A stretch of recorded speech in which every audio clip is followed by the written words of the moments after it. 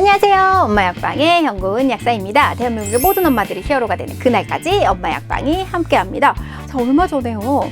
어떤 논문이 발표가 됐는데 발기부전 치료제를 먹으면 이 질환에 걸릴 위험이 높아진다고 합니다.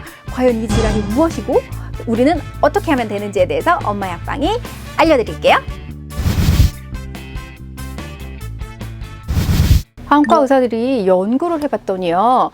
이런 비아그라라든지 시알리스와 같은 발기부전 치료제를 좀 오래 드셨거나 많이 드신 분들에서 안과 질환의 위험이 많이 높아진다라고 연구 결과를 발표를 했는데요. 사실 뭔가 조금 눈에 불편합니다. 이 정도면 저희가 그냥 무시하고 넘어갈 수 있는데 시력과 너무도 밀접한 관련이 있는 망막 질환이 발생할 위험이 높아지고요. 이런 망막 질환들이 일어나면 회복하는 것도 쉽지 않고 치료가 어렵기 때문에 주의를 하셔야 되는데요. 오늘 그거를 한번 더 자세히 알아보도록 하겠습니다.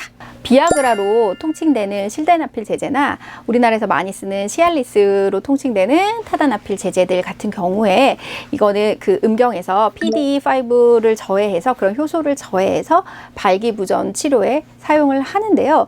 이런 것들이, 이런 효소들이요. 그 음경 혈관에도 많이 있지만 눈에 있는 혈관에도 있기 때문에 이런 것들을 저해하게 되면요. 눈 건강에도 영향을 주게 됩니다. 그래서 저번 영상에서도요. 제가 이런 약들을 오래 먹었을 경우 안질환이 나타날 위험이 올라간다라고 말씀을 드렸는데 정말 그 유명한 안과 의사분들께서 이거를 꾸준히 연구를 했더니 정말 85%까지도 이런 안질환이 나타날 확률이 높아지는데요. 아무래도 복용 기간이 길수록 복용하는 횟수가 늘어날수록 위험도는 더 올라간다고 합니다.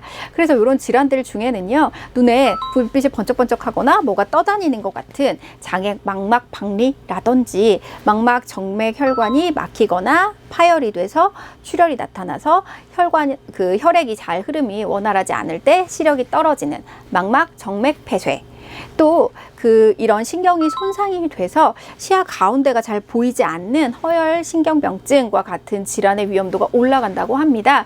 사실 이 비아그라나 뭐 시알리스를 먹는다고 다 이런 질병이 생기는 건 아니지만 위험도가 올라갈 수 있으니까 내가 너무 오래 먹었다, 나는 당뇨도 좀 있다, 자주 먹는다 라고 하실 때는 정기적으로 안과 검진을 받는 걸 추천을 하고요. 누가 말하니까 이게 좋더라, 누가 말하니까 이게 좋더라 해서 막 이 약 저 약을 짬뽕해서 먹는다던가 불법으로 인터넷에서 막 구해서 드신다거나 그렇게 안 하시는 게 좋고요. 아무래도 기본적으로 이런 발기부전 치료제들 같은 경우에는요. 기립성 저혈압이라든지 아니면 뭐 다른 부작용들이 좀 나타날 수 있고 두통 같은 것도 올 수 있잖아요. 그래서 반드시 의사 처방을 받아서 드셔야 된다는 점 기억해 주시고요. 그래서요.